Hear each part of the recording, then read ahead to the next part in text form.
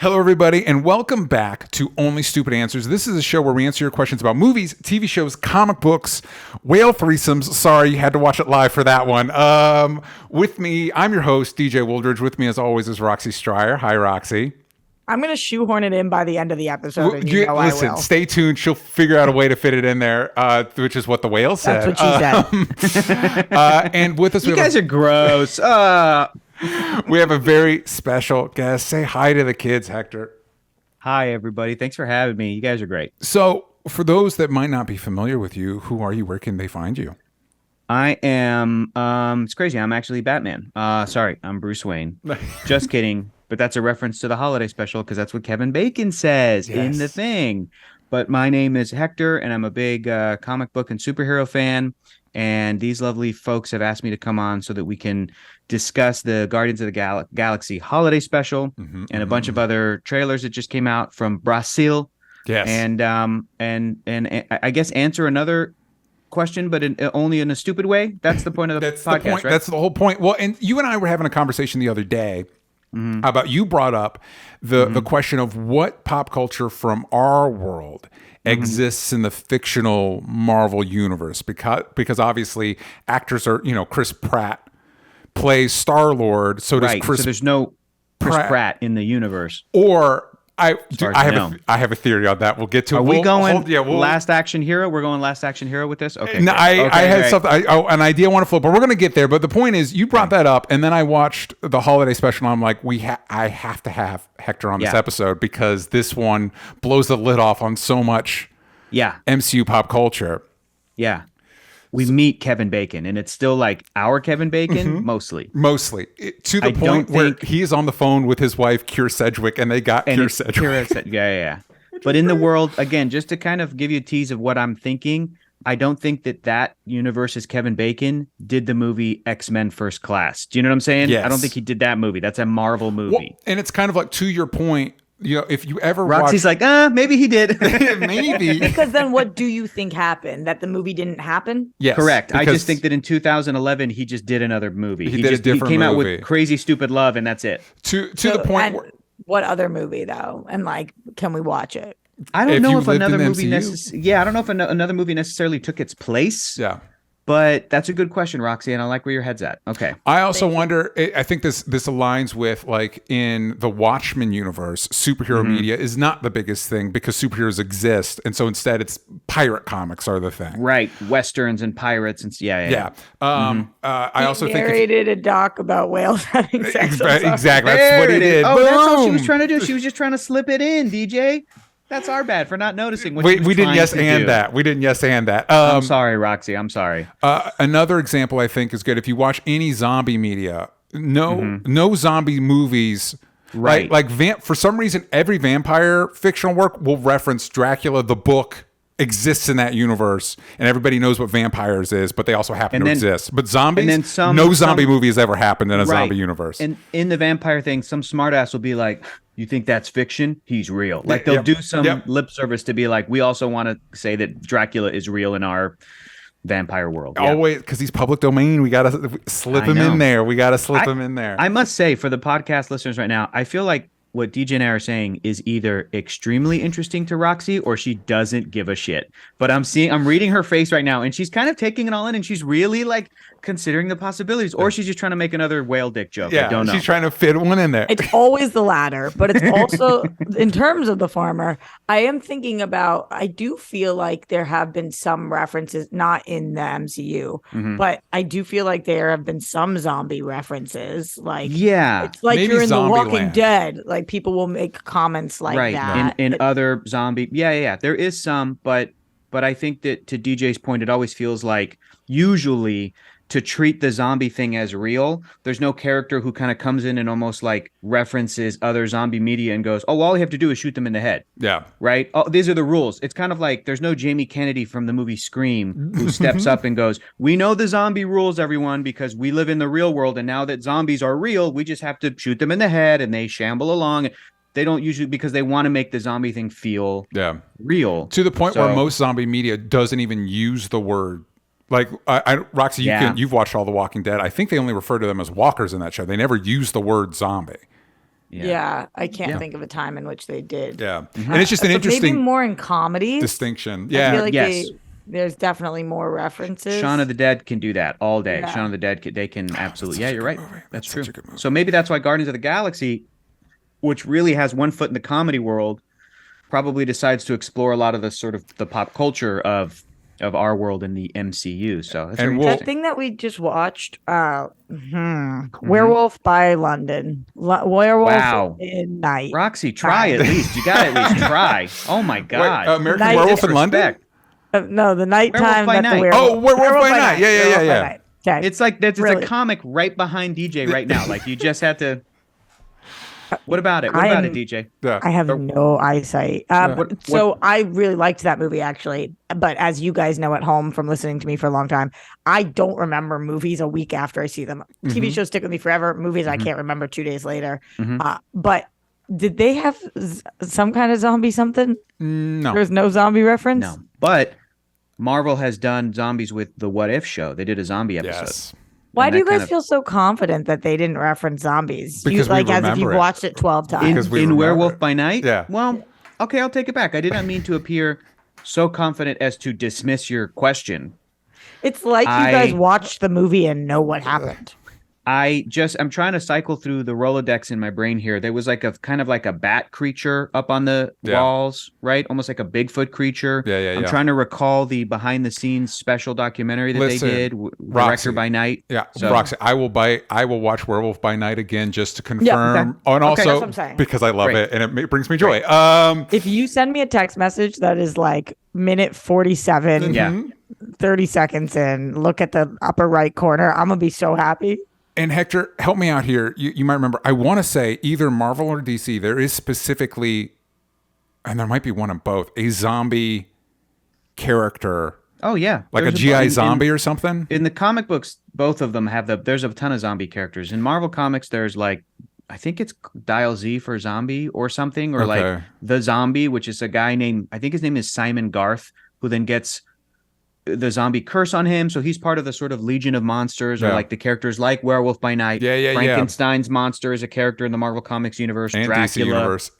And, Yeah. all that stuff. Yeah. Anyway, we're losing Roxy. Let's get back on We track. got to get back to No, it. Listen. Every time you say I think, you clearly know.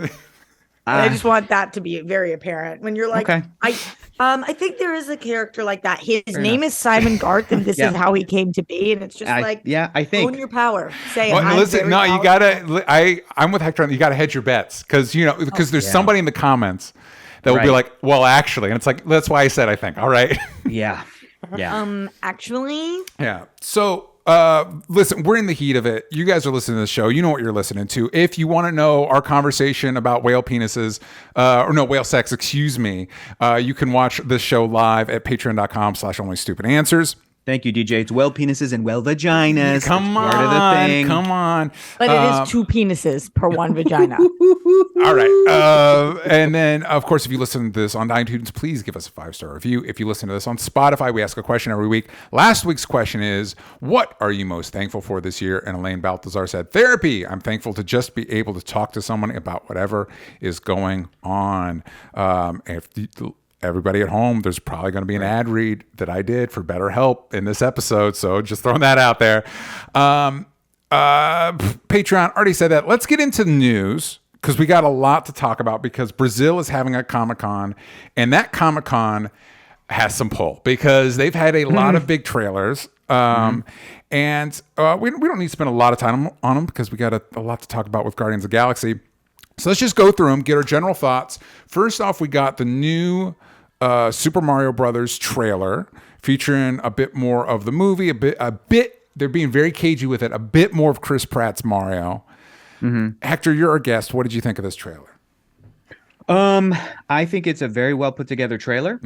I think that this one and the last trailer were like beautiful looking. I think the animation looks great.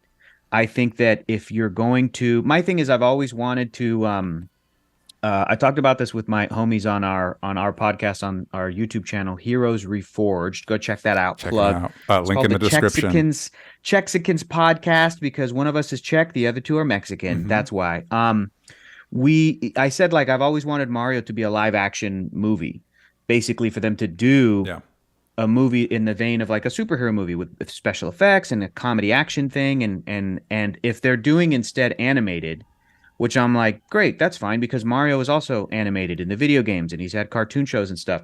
At least to go full out and to prove to me that this should be animated and you can't tell the story in any other way other than it being animated, kind of like Spider-Verse. Where Spider-Man to the Spider-Verse, I'm like, they could not do that story in live action the way they did stylistically. So this Mario movie looks very stylized and colorful and fun.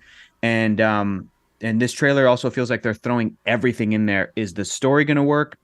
We'll see. But like, they got Peach, Toad, Yoshi's, Donkey Kong is in it. I love Donkey Kong. I love Mario Kart. So yeah, I watched the trailer and I was like, oh, these are some of my favorite things. Cool. It is a little bit weird. It's weird that for the first movie, it was a kind of like watching the No Way Home trailer for the first time, where you're like, can you fit all those things into one? Because we got Mario Kart, we got references to what looks like Smash Brothers, we got Donkey Kong's World, we got, you know what I mean? It's like, that's a lot. Put everything in there. Yeah, it's a lot for one movie.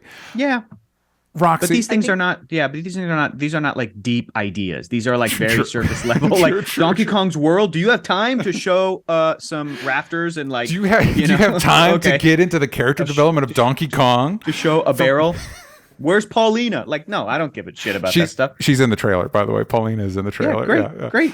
Roxy, we all know how much of a gamer you are. What are your thoughts on this trailer? I've decided that this movie is going to have to be very funny for me to like it. Okay. All right. And that's kind of where I stand. What do you think the likelihood of it being very funny is? A little worried about it. There's that moment in the trailer with Luigi where he's like, you think I know all the people who wear the same outfit with the same mustache and the same letter on their hat, but different letter for their name? I don't. And I was like, we're going to have to make more clever jokes for me to dig this, because I actually played this game growing up with my brother, and I'm stoked that Peach is in it because she was my girl. But I just don't. This is it. I don't know why this would be a movie that I'm gonna want to watch unless it's making me laugh. Like, I don't need this movie to really do anything but that, and that kind of puts a lot of unfair pressure on the movie. I'm like, be funny or else. Yeah. We'll see. For me, I know there's been a lot of talk about Chris Pratt's voice, but for me, every voice in the trailer is distracting, because every voice is some celebrity doing a version of the thing. And it's like, I think Mario of all brands would have benefited from, not only benefited from voice actors, but specifically Mario himself. I think Mario is such an icon, like somebody like Superman or Mickey Mouse, that you don't need a Chris Pratt. Like, Mario sells the thing. You don't need Chris Pratt to sell the thing. Mario sells the thing. And it's like, they got this cast because a few months from now, they're going to have them, doing Vanity Fair videos where it's like the cast of Mario talks about their favorite video game, like these little promotional things, or sitting down and doing press junket interviews. And I'm like, yeah, maybe Charles Martinet, the voice of the Mario characters from the video games, wouldn't have been as sexy or cool in these interviews. But does every big animated movie need to, bring out the, it's been a conversation since Genie and Aladdin, like, and if this is the one that there's going to be a lot of pushback, I'm kind of like, good, because voice actors are always busting their ass to play these characters, and then they just get replaced by like, Will Forte as Shaggy or whatever. And it's like, he never played there's a guy who's been Shaggy now for a year. It was the guy who last played Shaggy in the live action movie. But maybe things will change. I don't know. Maybe this will be the movie that changes Hollywood. I feel like Anya Taylor-Joy's voice sounded exactly like Mila Kunis. No, I felt like it sounded exactly like Anya Taylor-Joy. Like, she's lovely, but I'm like, it is distracting. Like, Charlie Day is doing a character, but same. I think Anya Taylor-Joy is amazing, but it's just one of those like, we're not doing any. It's just, you're just doing it. Sounded exactly like Meg to me. Yeah, I was like, what? Which I hear you guys, and I agree that voice actors, it's like a whole different fucking art. Yeah, and they deserve to be, given a shot on the big screen, because that is who they've created, the character. But I also really get it. I don't know that I agree that this movie sells as many tickets without this cast. I don't know if it does. Roxy, this is the one where I'm I'm gonna put this is the one for this episode. I'm gonna pull and go. I 100% disagree with Roxy. This is the only one. Everything else I'm on board with. Whale penises. Yeah. Just you everything really else you're bringing up. You think it makes the Roxy, exact same amount of money with or without? Roxy, I believe that this Mario movie is going to make like $2 billion, and I'm not exaggerating. With I or think without this cast? 100%, because I think that the power of this brand is insane. Yeah, it is insane. And you mentioned, hey, I played the game when I was a kid with my siblings, but I don't need for this. There are kids right now that like Mario is their favorite thing, and that has been most kids since 1985. At some point, your brain goes, this is my favorite thing. It's a very powerful thing. The Pokemon brand is the biggest brand on Earth. Yeah. It's bigger than Marvel, Star Wars, DC, anything. So, and this isn't Pokemon, but this is adjacent to, like, the Nintendo brand is so powerful that I truly think that this thing is going to make gobs of money, and kids are not going to give a shit that Anya Taylor-Joy is in it. Now, if you're talking about, well, would this movie have been made and financed and all this other stuff, the Hollywood of it? No, I agree. I don't know if this movie would have been this supported by whatever movie studios are throwing their lot in. Yeah. If it hadn't had Jack Black and Chris Pratt. No, I know. Yeah, and I disagree with that notion is what I'm saying. I'm like, this is a mistake on their part, because it's like, you guys don't know the power of this brand. And it is silly that it's like, we've tons of people have talked about this. There's a great jokey video online from an actor named Sun Wong, who's like a video game and anime and voice actor. And he's like, this is how studio executives think people react when they announce the names of these celebrities. But, it's like Chris Pratt as Mario. And he does a bit where he's like a dad who busts into a room like, son, Chris Pratt's playing fucking Mario. Yeah. Like, and it's like he's making fun of how studio execs think people care about this stuff.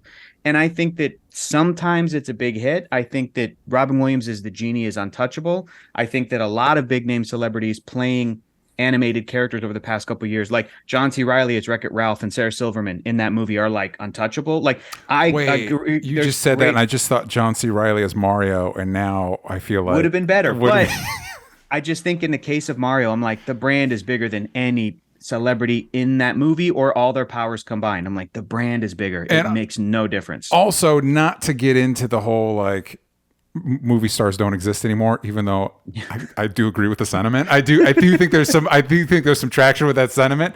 They don't exist in the same way. I don't think Chris Pratt moves tickets the way execs think he does. I don't think people are going to see Guardians of the Galaxy and Jurassic World and the Lego movie because of Chris Pratt. I think he happens to be in those movies that would have made that money anyway, which is not me being against Chris Pratt. I'm just saying. Right. I'm not specifically talking about Chris Pratt, obviously, although I do think he pulls in middle America in a way that we actually can't grasp, which is probably unfortunate. That's fair. That's a fair point. I do think that the whole stardom of the entire cast does mean something. $2 billion.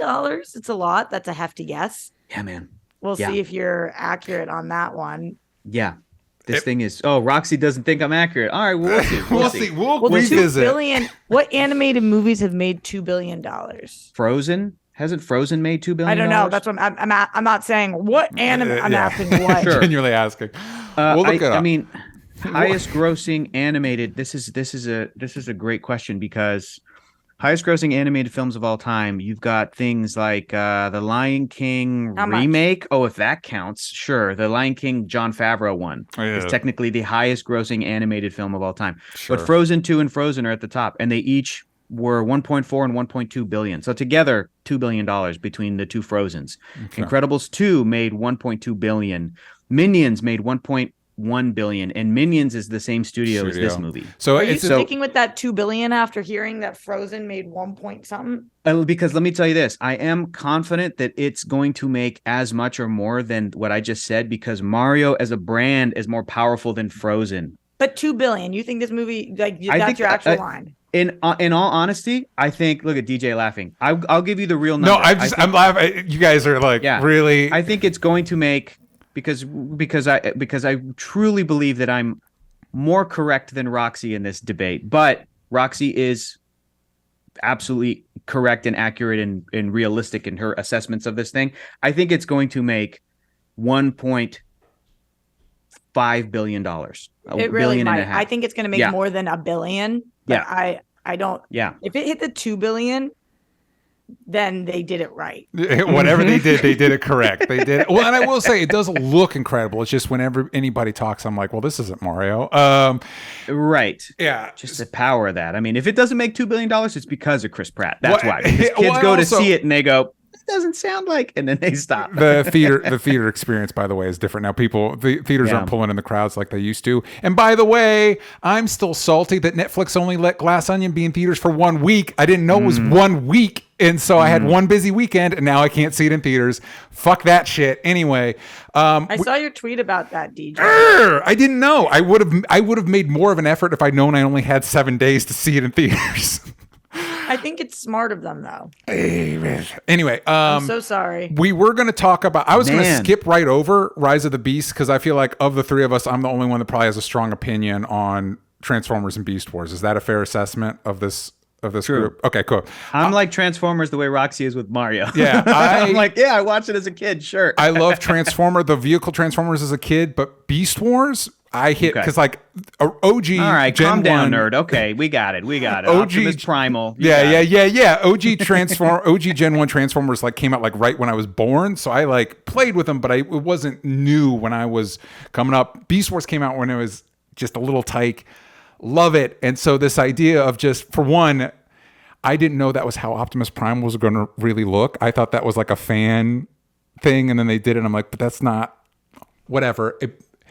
The OG Transformers look cool. RC looks cool. Optimus Prime looks cool. I don't know that they're going to do my Beast Wars justice. I don't want to have to wait like 2 decades for that, but whatever. Anyway, we'll move on. I think bigger news is Indiana Jones and the Dial of Destiny got a new trailer. Roxy, let's start with you this time. What was that line that he said? It's not what you believe in. It's how hard you believe it. Whatever that means. I don't think I agree with that. Yes. I guess I'm a little bit of a contrarian today, but I was thinking, like, as I was rewatching the trailer this morning, every time that I hear that, it kind of strikes me funny, and I'm like, I hope this movie's awesome. I'm putting a lot of my eggs in this basket, like soul speaking. I've heard some mixed things, and I'm a little concerned. And it's moments like that in the trailer where I'm like, what is the message of this movie? And is that going to be something that I am interested in, or even like holds water for me? So I thought that the trailer, it looks really good. It like the vision, it looks good, but I'm a little bit like, It is also a little bit like in Ghostbusters Afterlife, where like we don't know if ghosts exist. And I'm like, well, that's bullshit. You in this universe, you do know. It's interesting too, because if you just look at the Indiana Jones movies, 4 times in his life he encountered supernatural, otherworldly, interdimensional, like just power that is like, oh, God exists. Yes, there's an Ark of the Covenant, like some God does exist. Sankara stones, like he's seen that 4 times. Not to mention, if you look at the Indiana Jones TV show that they did in the 90s, where he was a younger Indiana Jones, it wasn't every week he was doing a supernatural thing, but he got mixed up with like, Pancho Villa and like Al Capone, and like he met all these historical figures. So he's like a Forrest Gump of his universe. Indiana Jones, he bumped into Adolf Hitler in that one movie, and Last like Crusade. He signed his thing, and on top of that, if you count and consider all of the extra Indiana Jones stuff, they made novels, comic books, video games. This dude every week of his life encountered the supernatural, solved every mystery on the Stonehenge, the Lost City of Atlantis, like every major thing. So for him to be like, I don't know. Yeah. It's like, I'm not so sure. I guess in this movie, it's only the 4 movies that have happened. Like it's only 4 times. But I don't know. We took 1 week off of this show, and DJ is like, I'm a little rusty with the buttons. They've taken a lot of time off. We don't know what he remembers. Yeah, he has to mention this movie. He's like, I don't even know what really happened. I think it also gave me sort of like Force Awakens trailer vibes, where in that trailer, you had the young characters asking about the characters of the world and Luke Skywalker, the Jedi, and it's Harrison Ford, curmudgeon-y Harrison, cynical Harrison is like, it's true, kid, all of it. So I think that's this kind of same thing where he's like, I don't know. Okay, maybe one last time. It's real. It's true. Yeah. How hard you believe in it. I just feel like it's that kind of energy to it. But yeah, some of that de-aging looked good. Some of it didn't look good. Some of the effects I thought looked great. Some of it didn't look great. Yeah. I thought it looked good. During the Come ticker tape on. parade, I'm like, this is very green screeny. But to be fair, I watch it on my computer like this. I'm Yeah. like, maybe it'll play different in a theater. And There's very much like end of Infinity War, heads just kind of like bobbing in space kind of moments. But I am extremely excited about this film. I love Indiana Jones more than Star Wars, maybe, and I am going to it's maybe my number one most anticipated movie next year. I just want it to be the last, maybe not the best, but the last really great Indy, and then I want them to greenlight a short round Ke Huy Quan, bring him back to do like a series or another movie or another franchise, and keep going there. That would be my hope. We know it's cool. He can do the action. We know he was punching Nazis. Indiana Jones was punching Nazis. Cool. Yes. Keep doing that. Like Hector, I think Hector summed it up great because there's parts that work, there's parts that other work. I will say, in my brain, there's 3 basically perfect Indiana Jones movies. And I don't see that changing anytime soon. But I do think those 3 movies are the best blockbuster franchise possibly ever. And it is weird. When George Lucas conceived of Indiana Jones, it was a throwback to old serials and Doc Savage books and stuff like that. So we are living in 2022 in a boomer's nostalgia, not even like our own nostalgia, somebody else's nostalgia of their past back in the early 30s, 20s, 10s. We need to move on culturally. We need to let this shit go. We need to. I love Indiana Jones. That's where Mario comes in. Yeah, exactly. Boom. $2 billion. See, at least let's invest in our own. We have our own nostalgia. Let's invest in that. All right, and this last one will segue us into our main topic for the day. Let's talk about the Guardians of the Galaxy Volume 3 trailer. Hector, starting with you.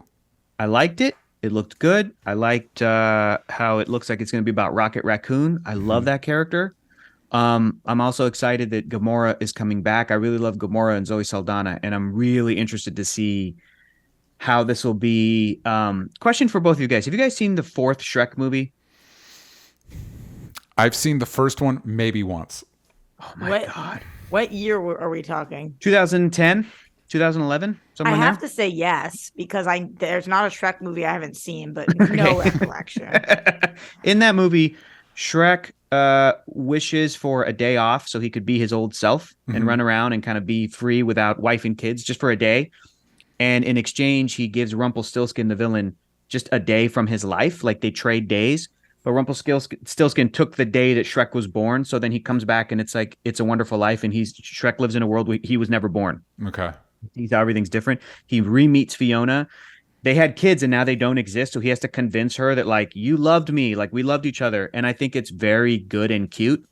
And I think that might happen in Guardians 3 where Star-Lord is going to meet this new Gamora who they never met. Yeah. And he's going to be like, you don't understand how much you meant to me, but you're a different person, but like, I love you and you don't even know who I am. And I'm very curious about that. Maybe that's what's going to happen with Peter Parker and MJ, but I think Peter Parker is going to unlock something in MJ, in Zendaya, and I think she'll be able to remember her memories in a future Spider-Man thing. But I think this Gamora thing is really interesting, and I thought the trailer was really cool and good. Roxy, are you picking that up from this trailer that you think that's what's going to happen? A little bit because of the, because I know Gamora's in the lineup. There's a shot where like they're all walking and like Gamora's there. And I'm like, I do think that this could be if this is supposed to be a send-off and people are like, Rocket Raccoon's going to die or Star-Lord's going to die. I'm like, I also could see a scenario where Star-Lord and Gamora sort of like retire. Yeah. And, find a way to like rekindle or fall in love for the first time again or something and break off. And then maybe Mantis is the new Star-Lord or the new leader of the Guardians of the Galaxy or Drax or whatever. Like, some way to keep the characters in play, but like James Gunn is like, and my Peter Quill story is done. Yeah. They're going to have to do some sort of like reintegrating, catching her up. It doesn't feel like there is any version of Gamora and Star-Lord that are in movies together and not together at some point. Like, I just don't think that that's kind of the route that they will go. So I could definitely see what you're saying. I thought in general, this trailer was actually pretty lackluster. I love Guardians. I'm the opposite of DJ in terms of like I think that That's your favorite? Yeah. I love them. So funny, so great. One of the only things I can actually stand to see Chris Pratt still do. And I'm actually not even a Chris Pratt hater as much as other people. But he's just not. Like, he's not. He's getting roles that he shouldn't be getting. You know what I mean? There aren't good fits for him. It's less him and more the roles he's getting. To his credit, I think his performance in the first Guardians is the best Chris Pratt's ever been. The best. The best he's ever been. The only I've been watching him since I was a little kid. So the only argument I would make is him in Lego Movie is really good. It is very good. Yeah. Good. Yeah. It is very good. Him in Lego Movie is really good. It is. First Lego Movie, he's good in those. And he has a couple moments in Guardians too that really make me cry when Yondu's dying and he's like, no. Like, it's so good. But looks like he's going to do that again with somebody else in this movie. Hopefully. So I think that I love them. The trailer was just super lackluster to me. Maybe it was because I had just watched an entire Guardians movie. Yeah. And then you're going from that to trailer, which is not how you usually do things. So it was just a little bit weird and off for me. But they don't need a good trailer because I'm sold on Guardians. And at this point, anybody is either sold on Guardians or not sold on Guardians. Correct. And I am. So I'm excited for the movie, which the trailer didn't have to do. This is not a new entity. We know what we're in for. Yeah. That's why I watched. I was like, all right, it was a little lackluster. That doesn't bother me because I'm going to see the movie, so I don't care.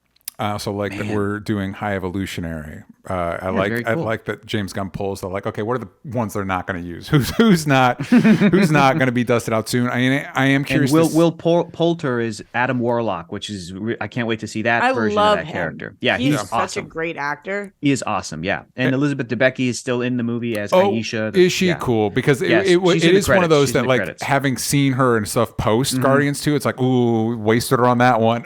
Sure, bring her back. Bring her back. Absolutely, she's great. So let's use that as our jumping off point into the Guardians of the Galaxy holiday special. Obviously, want to get into the pop culture of it all, but first, just general thoughts. What did we think about? I love Mantis. I've loved her since Guardians 2, and I think that she has undergone not unfair, pretty fair criticism where she's a major Asian woman character in this huge franchise, and she happens to kind of come in at this like almost like a woman servant role, and she's very cute as opposed to kind of being more assertive and having more agency. She's an Asian character, an Asian woman playing this character. All fair, valid criticism, but I also think that Mantis is adorable and hilarious, and she's like cool and creepy in this, and when she's climbing up on the walls and like I think this special did the most to kind of rounding out her character. Yeah. And I think her and Drax are so lovely. And anytime Mantis is cute, the thing you can offset the sort of stereotype of like Asian women are very much into cute things and everything is you also have Drax be into cute stuff. He doesn't give a shit about social norms like we do. He doesn't care about toxic masculinity. He wants that little man, and I'm like, them two together, that's such a great dynamic. And then when, she goes, do you want to save Peter's Christmas or do you want a little man? And he's like thinking, and he goes, a little man. And she just goes, no, like just yells at him. So that was my favorite thing about this special is I think Mantis and Drax were really genuinely funny. And I had a good time watching it. Roxy, what about you? I'm super with you in terms of what worked. For me, a lot didn't work in this special, but what really worked, I love Mantis. I think she is just the most. Her character kind of reminds me of the moment in Wonder Woman where she goes by a baby and she's still like so excited to have the baby. She's still a warrior. Yeah. She's still just like a badass warrior, but that's a moment. That's an aspect of her. And I think Mantis she's very much an onion. She's got a lot of layers to her. She is creepy. She is weird. She is cute. She's all the things. She just really works for me. And like tonally, I feel like she made me like this movie. And Drax is awesome. I think that he's great in it too. And their dynamic, their buddy dynamic, I believed it. And when we have moments of them on the ship, just the two of them, and we're in close-ups going back and forth, I'm like, oh, this is working. The dialogue is working in this for me. The story, this is cute. I like this moment. The other stuff, like when we were at Disneyland, I'm just gonna call it that because where were they shooting the massive like town center, whatever the like thing is that I thought it looked like shit. I thought it looked like shit. You mean in space? And you're talking about nowhere? Yeah, with all the people where Chris Pratt is. Yeah. With all the people, it looked like they were literally shooting at Disneyland. And also the music didn't work for me. The bigger things when we pulled out, when we were out of our ECUs and we were just like showing these wide shots, I was like, oh, I so don't care about any part of this. So Mantis worked, Drax worked, Kevin worked for me, and then nothing else worked. Right on. That was a lot ECU, of extreme close-ups. ECU. I had to. Sorry. You're fine. When we're in the close-ups versus when we're in the wide shots, like when we're like on the people, I'm like, ooh, this is cool because I'm interested in the story, and it kind of reminded me of like a student film. And then when you pull out and you're just like, oh, I get it. They didn't have a budget that was big enough, which makes sense. It's just a holiday special. I can't really blame them for that. They still had to pay Vin Diesel to say, I am Groot. For sure. And like Groot actually really annoyed me in this little thing.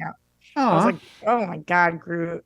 He didn't do anything. He's just a tree. He didn't even do anything. Yeah, I was gonna say, what did Groot do in the? What did he do? I don't remember. He's kind of annoying and like sulky and weird. What are you talking about? He was like into the song. He wasn't even barely in the special. He was in the background. He's like, I'm Groot. Yeah. He said it once, and I was like, we know. We know you're Groot. I will say this. Obviously, I'm on the record. The MCU's version of the Guardians don't quite click for me. If you want the best version of this kind of Guardians, I highly recommend the Guardians of the Galaxy video game because I think it does a good job incorporating what James Gunn brought to the table with stuff from the comics and kind of hybridizes them into something that I think really works. But I love this opens with a brand new Christmas song invented by aliens that was rain. Old dear. Yeah. The old 97s, which apparently is James Gunn's favorite band. He got them to do that opening number. Great. And also awful? Is that awful? Awful. Well, listen, Roxy's on the record for hating Christmas. That's fine. Yeah. Well, that is another thing that it's such a fucking bummer that we can't do anything other than Christmas. Like we couldn't have made it holiday at all. It's a holiday special, Roxy. I know. And they do, to their credit, they do make fun of Christmas because it's stupid. They do make fun of it, but they also have a sentimental thing. But hey, hopefully we can get a Hanukkah special presentation at some point. Listen, at some point, Roxy, we'll probably introduce a Jewish character, okay? And then we can do Moon Knight. We can have Moon Knight, Ben Grimm, and Kitty Pryde. Oh my God, Ben Grimm! Have a Hanukkah special. But I will say this: this format between Werewolf by Night and this Marvel special, one shot special, love it. More, please. More. I think it's a perfect little 40-minute. Love it. Big fan. Was this only 40 minutes? It's like 45, somewhere in there, 42. Wow, it played long for me. That's Roxy, I think I like the special more than you, and I don't like the Guardians. I liked it. No, DJ, I did. I liked it because I liked the moments in the dialogue. I like that. And the premise. I like the Kevin stuff. She likes the ECUs. She liked those ECUs. They weren't even that E. They were just really CUs. They're just CUs, I know. CUs, yeah. So, but Hector, back to our conversation, to these what pop culture, what made you think about this? The question of what pop culture from our universe exists in the MCU. A bunch of stuff, because I think I think one of the things that made me really think about it was in Captain America Civil War, when Spider-Man's like, do you guys remember that old movie Empire Strikes Back? And everyone's like, how old is this kid, Tony? It's like, I don't know. I didn't carbon date him or whatever. Like that thing that he mentions where he mentions Empire Strikes Back, Star Wars. And then they bring down Ant-Man. Yeah. Like they brought back down the AT-ATs or AT-ATs. Then people online were like, wait, Star Wars exists? Well, then who played Mace Windu? Nick Fury? And then I started thinking, I'm like, hang on a minute. There was a concept in Marvel Comics they used to do years ago that was called a no prize.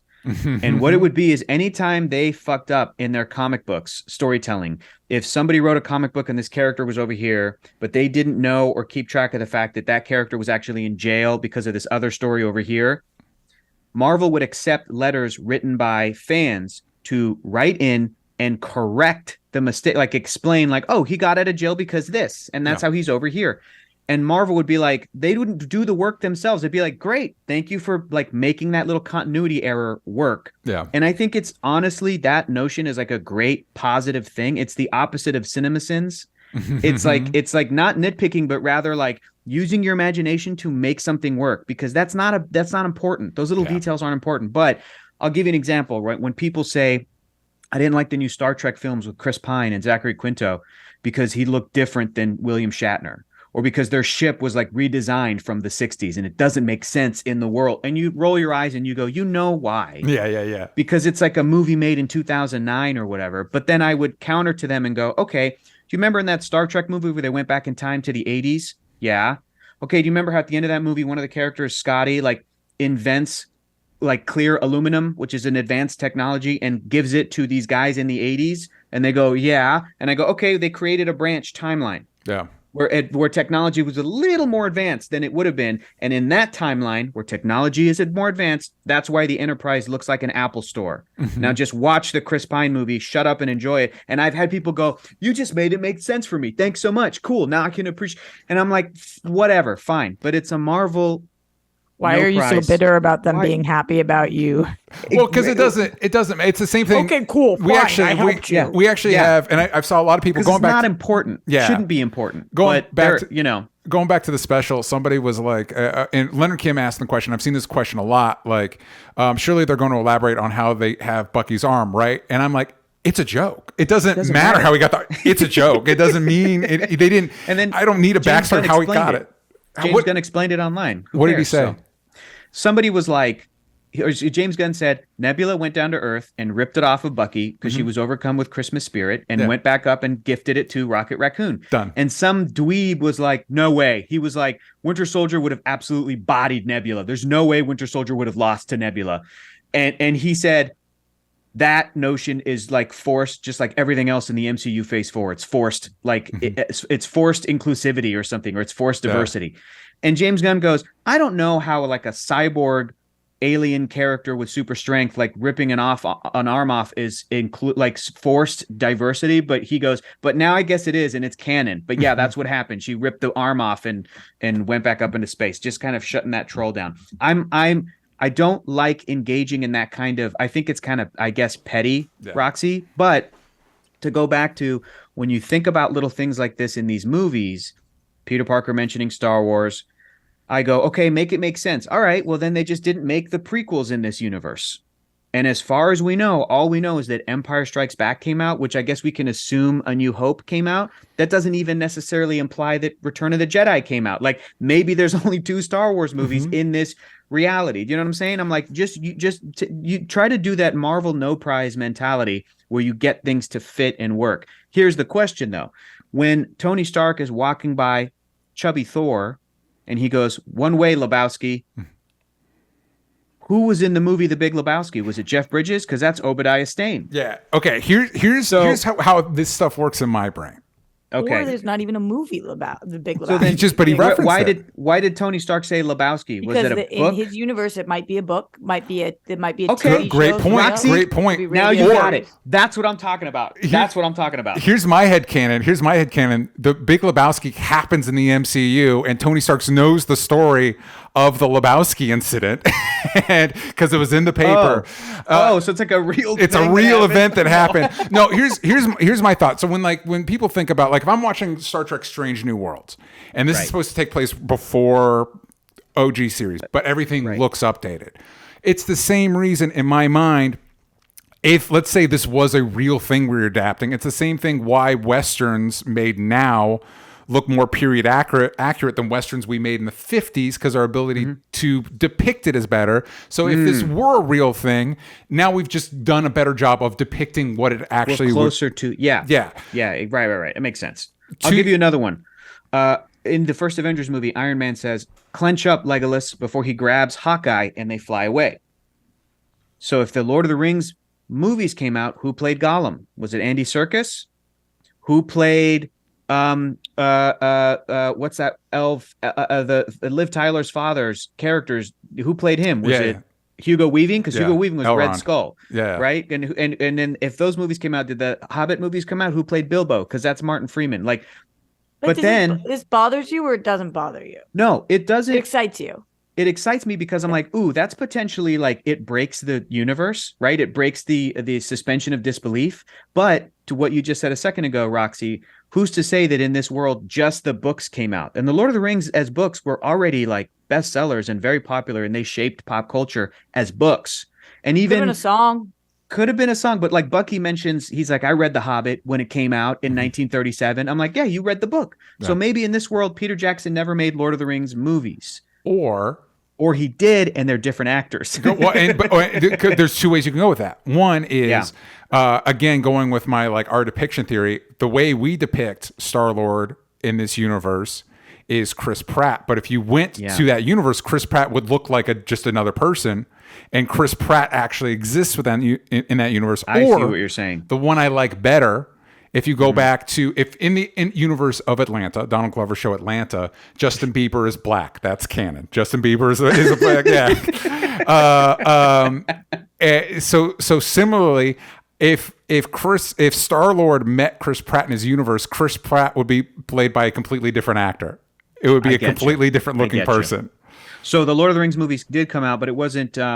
It was Orlando Bloom that played Legolas, but it wasn't Andy Serkis who played Gollum. Or Claw doesn't look like Andy Serkis. Right. I see what you're saying. Yeah. I don't know. Roxy, what do you think? What do you like?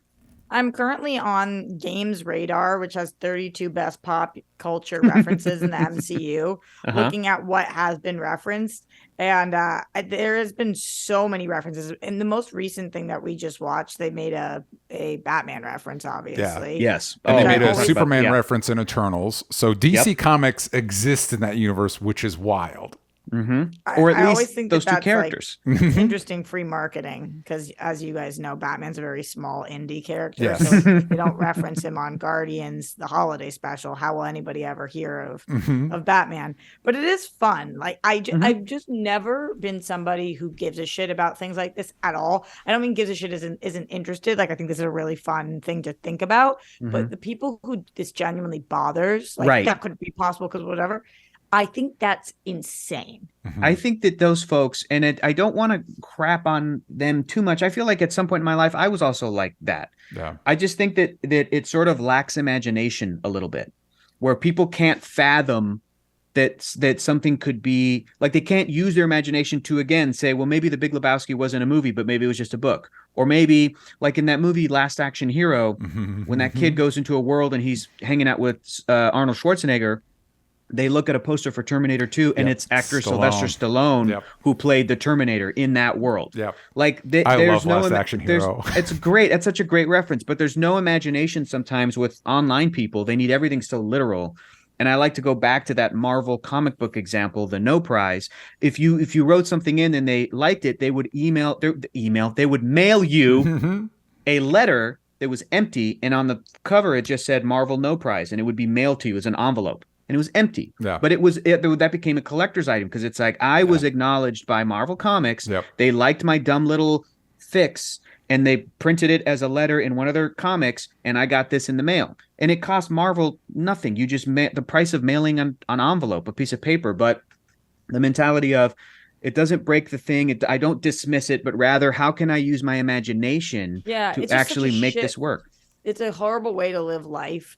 Yeah. I think to just like hate things like this that don't matter and are just cute little fun things. Like I guarantee you in the writer's room, they like whenever they come up with a reference, they think that they're doing it's like fan service. Like, oh, they're going to like this, like, oh, they're mentioning Batman. That's cute. And then the fans are like, and it's like, whoa, who cares? Yeah. Okay. Yeah. So here's the list Hector and I came up with for references. Roxy, you have your 36 list. This is the one we were able to generate. I wonder how much overlap there is. So just in Guardians of the Galaxy Holiday Special alone, of course, we have Kevin Bacon and a reference of Footloose. We've got a reference for Batman. Apparently in one of the Guardians movies there was another Footloose reference previously too. Yeah, I think to set this up, right? Basically. Yeah. Kevin Bacon also talked about Friday the 13th because he was in that. So at least the first Friday the 13th movie exists in this world. Yeah, keep going, DJ. And then Hector, you pointed this out on the celebrity homes map. There's Margot Robbie, Queen Latifah, and John Cena. So they're actors in the MCU, which is, it's going to be wild if any of those three show up in anything as a character. God of War is mentioned when they're at Man's Chinese Theater because the Drax looks like Kratos because he does. That's a good reference. Happy Days. I also think one of the people in costume is a GoBot. Yes, the it's a GoBot. Yeah. That's confirmed. Superman, again, referencing Eternals. That's the wild one to me that DC...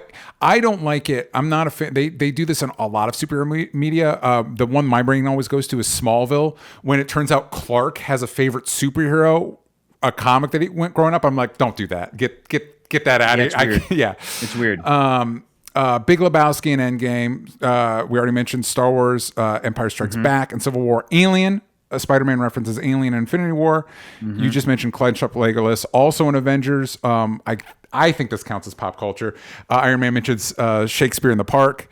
So Shakespeare exists in this universe. There's a Wizard of Oz reference in Avengers. A Galaga. There's a lot. It's a Joss Whedon movie. There's a lot of references in Avengers. We've got Galaga. In She-Hulk, we got Sopranos and This Is Us that Wong is watching. Yeah. Which I'm sure This Is Us has to have. The Killmonger's dad is in This Is Us. Sterling K. Brown. Yeah. That's so funny. There's got to be some soprano actors too. Right? There's gotta be. There's gotta be. In WandaVision, all of the sitcoms, Dick Van Dyke Show, I Love Lucy, Malcolm in the Middle, Full House. You get that. Captain Marvel, Stan Lee exists in the Marvel universe. As an old man reading a Mallrats script, but it's like, that's the thing. Stan Lee's in Mallrats. That's the thing. That's like, is it universe breaking, or can you just point to that and go, he's just an old man who is reading a script that says Mallrats by Kevin Smith. And also in the MCU, the explanation for all of Stan Lee's appearances are that he's called a Watcher informant. That because of the Guardians of the Galaxy, where he's in the spacesuit and he's talking to the Watchers. He's like, and then I was this, and he goes, and then I delivered a FedEx package or something. Like he's telling them all the times he appeared as various and he was in World War II in 1942. He still looked like an old man. So he's this eternally long-lived being. I don't know. Again, you can use your imagination to make that fun and make it work. Carol Danvers smiled at him. Maybe she recognized this dude because he's been in space. I don't know. Yeah. No idea. We also get in Endgame, we got time travel references. So Back to the Future, Terminator. I want to say they threw in Quantum Leap. I couldn't remember all the time travel things they referenced. And I don't know specifically in what context they mentioned him in Guardians of the Galaxy 2, but David Hasselhoff shows up. And so that's probably, they probably mentioned Baywatch or Knight Rider. Or because it's Peter telling stories like he did with Kevin Bacon. Yeah. And Gamora says, "What's the name of that character you like, or what's the name of that man you like? You'd always tell stories." And she says something like, Hasselhoff or something. She's like Zazzle Hasselhoff, and he goes, David Hasselhoff. Like that was a great. So here's the question I want to ask for you both: what is a pop culture reference or something like that they could do that would, I guess universe breaking is the wrong way to phrase it, but like take you out of the movie or show? I'll give you my favorite example, which is my least favorite example in any movie, not the MCU, but in Ocean's 12. Julia Roberts? When Julia Roberts, Tess, they're all sitting around planning a heist, and they go, Tess looks a lot like, and then, George Clooney's like, don't mention it, don't talk about it. It's like, Tess looks a lot like actress Julia Roberts, and here comes actor Bruce Willis. I fucking hate that. Yeah. that immediately breaks the universe, because then you go, okay, so is there actor George Clooney? Yeah. Is there actor, Matt Damon? Like, how can you just do this little thing and just be like, it's a fun little thing, but it's like a major plot point of the heist. Yeah. To be able to pull it off. Universe breaking. I hate it. I'm sure Bruce Willis did a movie with some other actor in the movie at some point in his career, and that's when you go, what's it? Did this Bruce Willis not make that movie? Yeah. But was just here in Europe or whatever?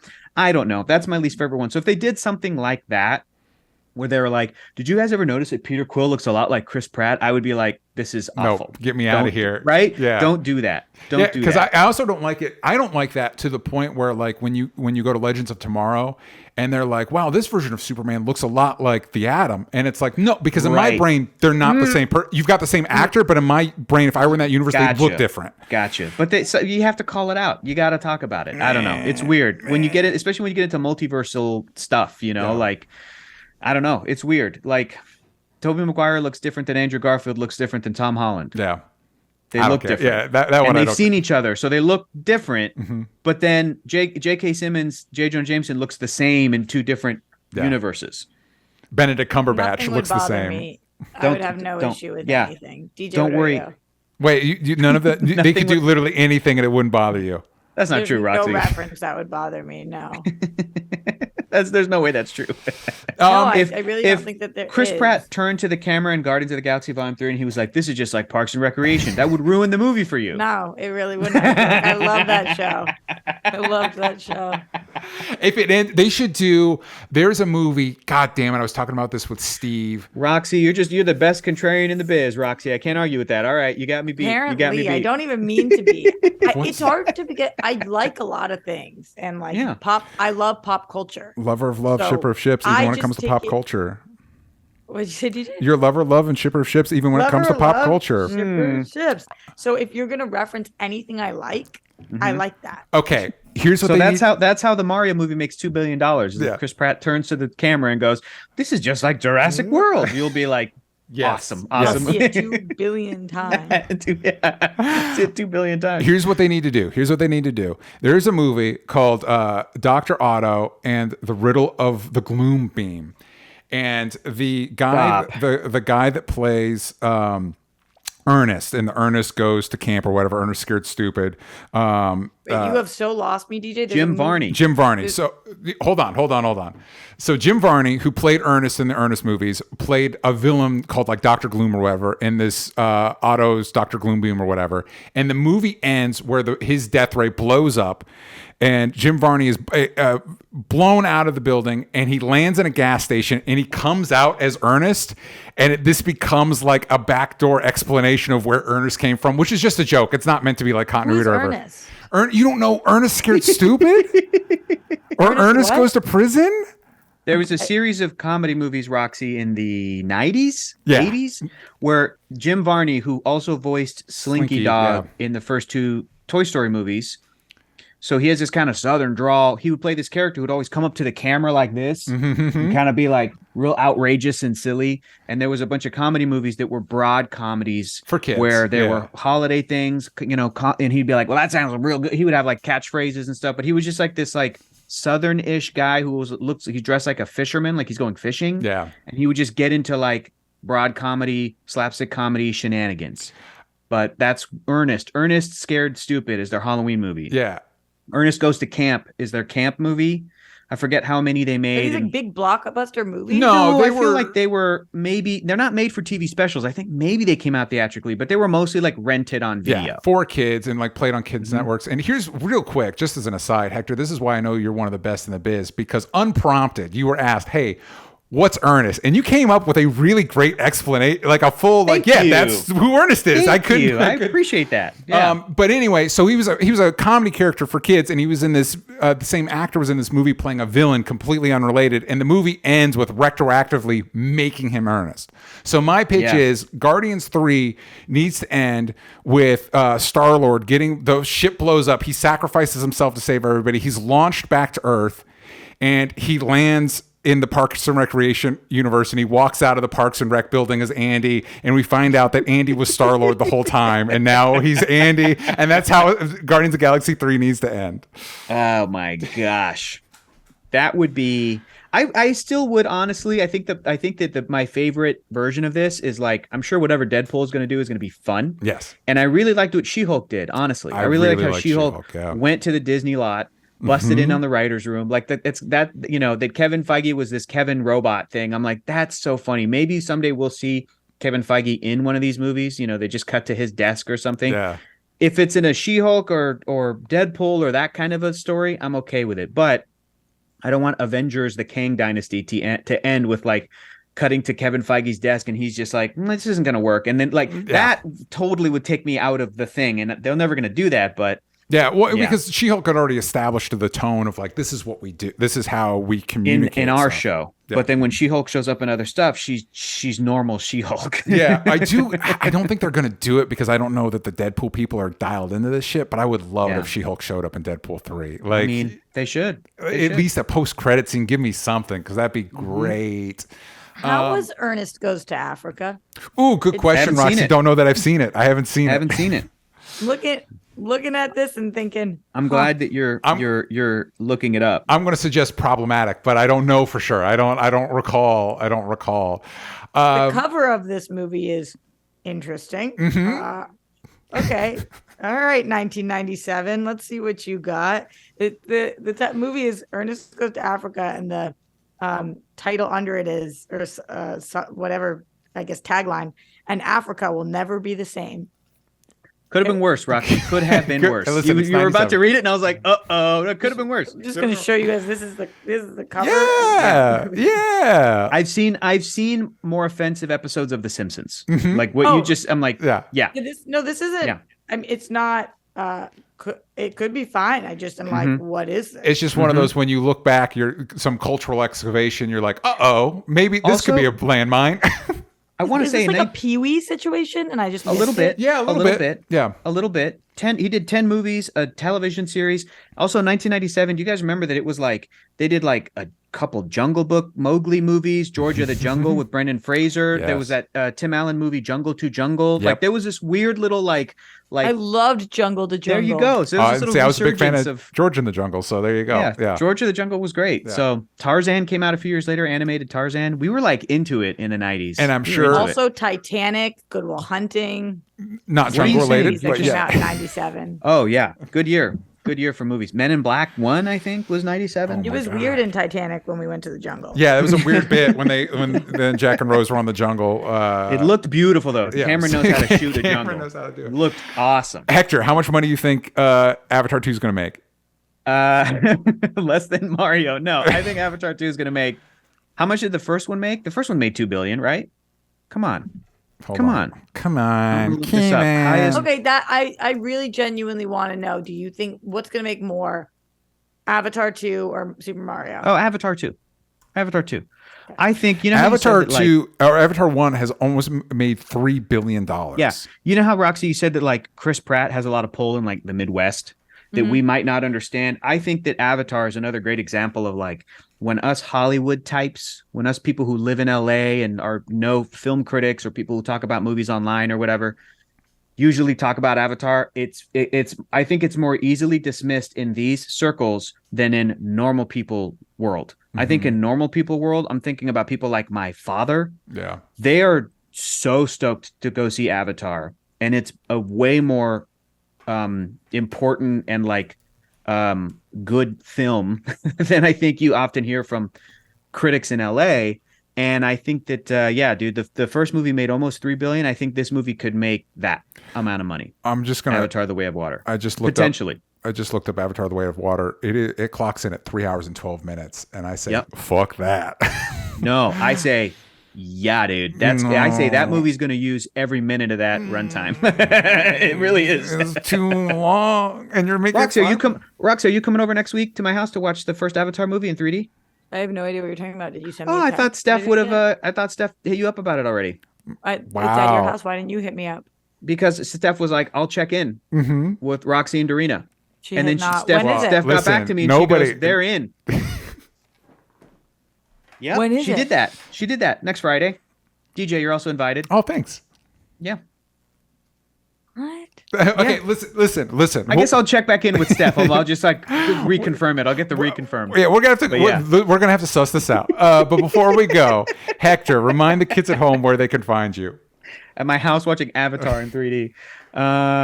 I'm on the internet at Hector is Funny. Check me out on Twitter, Instagram, Hive, if that ever comes back, it's down. It's been down. I love every time I log into Hive that it's like surprised to see me. It's like, oh, you're here. You're Hold back. on. Let me see if I can pull something together. Give me about 4 minutes, but I got some real cool stuff I want to show you. I was really into Hive though. Yeah, for it's the awesome. 2 seconds it was working. I I feel come bad back. for them. They were not ready for us. No. It'll come back, and one of their updates, they did say they're going to do like a browser version so people can just use it on their computers instead of just on the phone. It'll be fine, guys. It's early days. It's early days. It's early days. That's what they say on Love Island when they're dating somebody in the first week. I want you to know. Mm-hmm. That it's early days. I hope you guys can come over next Friday. Seriously, I want to hang out. I want to hang out. Yeah, Who's let's to say do it's it. early days? And it'll be good to revisit it because I don't think I've seen Avatar since I saw it in theaters in Florida. Come over, you guys. Come on. Roxy. It'll be great. Hey, all I wanted was to be invited. You were invited through Steph, and she said we're good. Yeah. So, my bad She for is not. my social chair. Yeah. So. My bad. I should have dismissed Steph Yeah. and been like, I don't believe you. Let me text Roxy directly. That's my bad. That's my bad. Now you'll know that for next time. Roxy. That she's an unreliable friend. Got Yeah, it. Great. Good, Roxy, good. where can people find you? Apparently, specifically Steph, if she's listening. I actually think she's downstairs right now. No, Bring her she's up here. texting. Let's ask her. Oh. At Roxy Stryer everywhere. We did come out with a calendar for the World Girls, theworldgirls.com. It's fucking sick this year. Link in the description. We created magazine covers that are super fun. And some of them are really silly and some of them are sexy and some You of guys them did are... you guys did men's health, right? I've Yeah, seen that so- video on Instagram. It's hilarious. You guys are like fun. growing out. Yeah, that was a blast. Yeah, you should see the outtakes from that. We like tried to position ourselves so it looked like that we were giving each other blowjobs and in our workout gear. It was very, very fun. So check it out. Link in the description. Check it out. You can find me at DJ Talks Trash. You can follow the show everywhere that matters, but on Twitter and Hive. Oh, yank out the vowels from stupid on Hive as well. On Hive as well. Yeah, they also have the Whoa. same character limit for names, but we're over there if it is back up. Thank you all for joining us, and we'll see you all next time.